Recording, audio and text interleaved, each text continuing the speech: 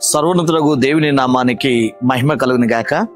ఆనంద మాసంలో క్రిస్మస్ పర్వదినాలు అనుభవిస్తున్న ప్రియమైన దేవుని బిడ్డలందరికీ ప్రభువైన యేసుక్రీస్తు నామములో మా హృదయపూర్వక వందనాలు. క్రిస్మస్ అంటే క్యారల్స్ అని, క్రిస్మస్ అంటే కొరియోగ్రఫీ అని, క్రిస్మస్ అంటే కేకులు, క్యాండలు, పరవశం అని చాలా మంది అనుకుంటున్నారు.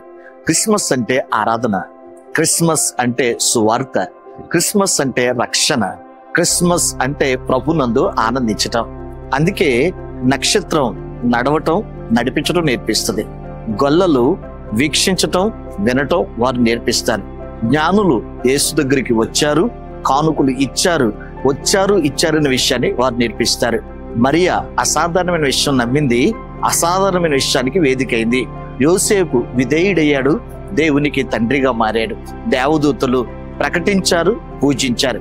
కాబట్టి క్రిస్మస్ లో ప్రభుని మాత్రమే కేంద్రంగా చేసుకుని ఆయనకి సంతోషాన్ని అందిస్తూ మనము పరవశించటం దీవెనకరమని ప్రభునందు జ్ఞాపకం చేసుకుందాం. ఆమేన్.